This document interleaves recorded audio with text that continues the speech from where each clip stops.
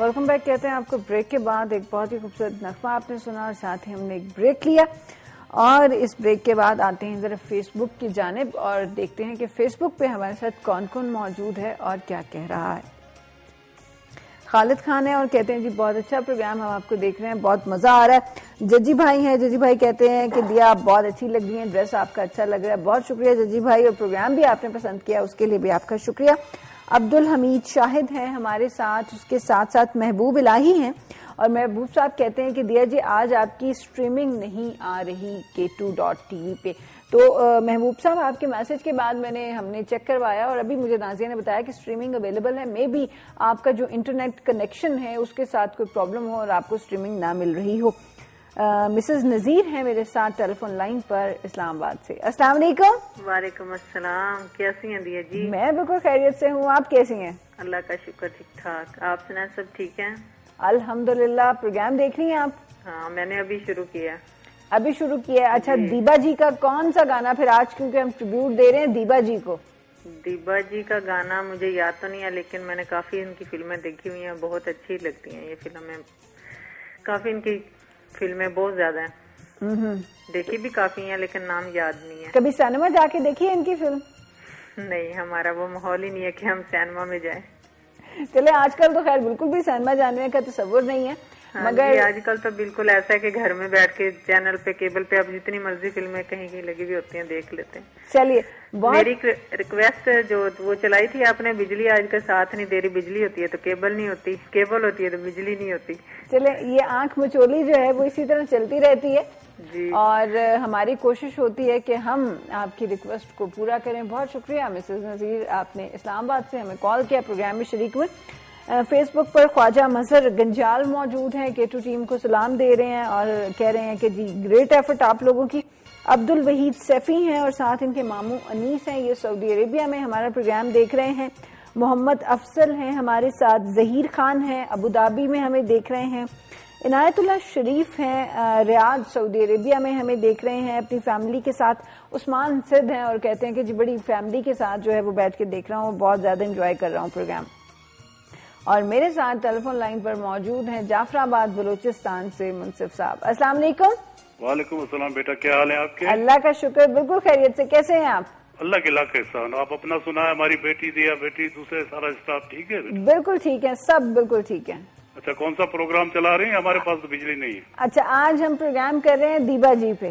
माशाल्लाह माशाल्लाह, बहुत अच्छी अदाकारा है। इसकी काफी फिल्में मैंने देखी हैं, आंसू, शम्मा, चिराग जलता रहा, बहुत सारी फिल्में मैंने देखी, नींद हमारी, ख्वाब तुम्हारे। लेकिन एक बात इसमें थी, इसको बहुत मासूम चेहरा था। बिल्कुल दुरुस्त कह रहे हैं। दूसरी बात ये है कि इसको जो भी किरदार दिया गया इसने ऐसे तरीके से निभाया कि तकरीबन मुझे आजकल ऐसा कोई ऐसा नजर नहीं आ रहा। अगर मासूमियत में देखो तो इससे बढ़ के हमारा अदाकारा कोई भी नहीं। लिहाजा अल्लाह इसको जिंदगी दे, जहाँ भी रहे अल्लाह खुश रहे, हमारा समय। बिल्कुल, हमारी भी यही दुआएं जा रही है। बहुत अच्छी अदाकारा, बहुत अच्छी, इसकी तारीफ में क्या करूँ बस। चले जी, आप अब इसको देखिएगा रिपीट में। बहुत शुक्रिया आपका मुनसिफ साहब जाफराबाद बलूचिस्तान से। उसके अलावा मलिक अकील और मलिक जावेद हमारा प्रोग्राम देख रहे हैं, फैज मोहम्मद हमारा प्रोग्राम देख रहे हैं। आज का प्रोग्राम हमारा दीबा जी के लिए। दीबा जी के लिए एक बड़ा इंटरेस्टिंग फैक्ट मैंने आपको बताना था और वो ये था कि दीबा जी का ताल्लुक जो है वो किसी बहुत ज्यादा खुशहाल घराने से नहीं था। ये अपनी शादीशुदा बहन के साथ जो है वो रहती थी कराची के ही एक पसमानदा से इलाके में।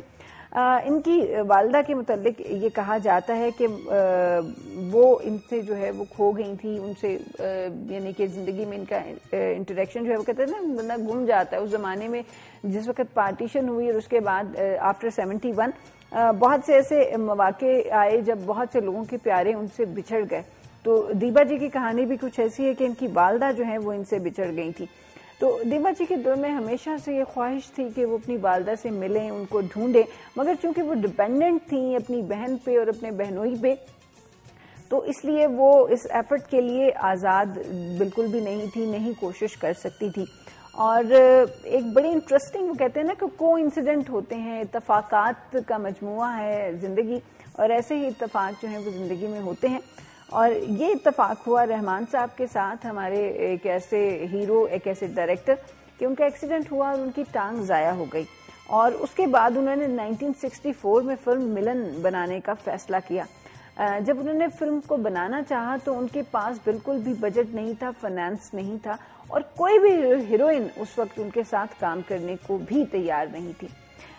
इस मौके पर जो है वो दीवा जी वाहिद एक ऐसी हीरोइन थी जिन्होंने मिलन में रहमान साहब के साथ काम करने की हामी भरी, और सिर्फ ₹1 साइनिंग अमाउंट जो है वो दीवा जी ने उस फिल्म के लिए लिया था। उसके अलावा दीवा जी ने उस फिल्म के लिए कोई और पैसा नहीं लिया था।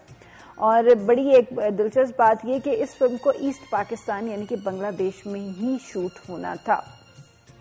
तो दीवा जी फिल्म करने के लिए जब ईस्ट पाकिस्तान पहुंची, बांग्लादेश पहुंची, तो वहां उन्होंने बहुत तलाश किया और आखिरकार जो है वो उनको ये सुनहरा मौका मिला कि उनकी वालदा जो है वो उनको मिल गई, उनकी जिंदगी में वापस आ गई। तो ये तो थी दीवा जी की जिंदगी से जुड़ा एक वाकया। अब चलते हैं, अभी गुलशन थी हमारे साथ और कहती थी कि उनको आंसू फिल्म का गाना सुनना है। तो आंसू फिल्म से एक बहुत ही खूबसूरत नगमा आवाज मलका तरन्नुम नूरजहां की पिक्चराइज हुआ दीवा जी पे।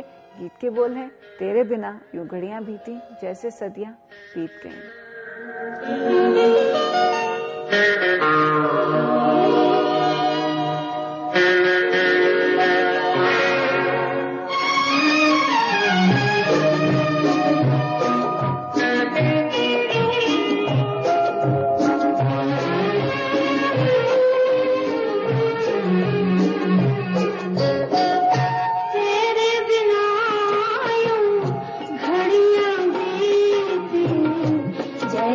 सदियां बीत गईं।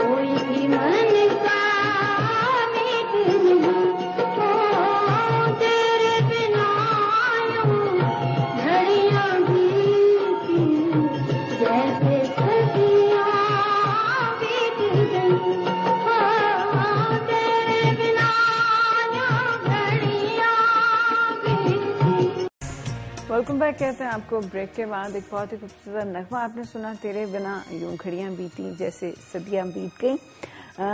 यकीनन इंतजार में ऐसा होता है और हमारे लिए सदियां कुछ ऐसे बीत रही हैं कि हमारी फिल्म इंडस्ट्री जो है वो कहीं ऐसी जगह पर गुम हो गई है कि दोबारा वापस आने का नाम ही नहीं ले रही।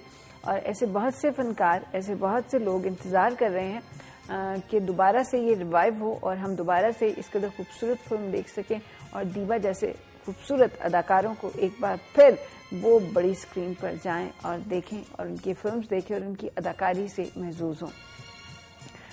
जहाँ पर फिल्मों का ताल्लुक होता है, जहाँ पर फिल्मी हस्तियों का ताल्लुक होता है, तो उनके साथ साथ स्कैंडल्स का सिलसिला भी चलता रहता है।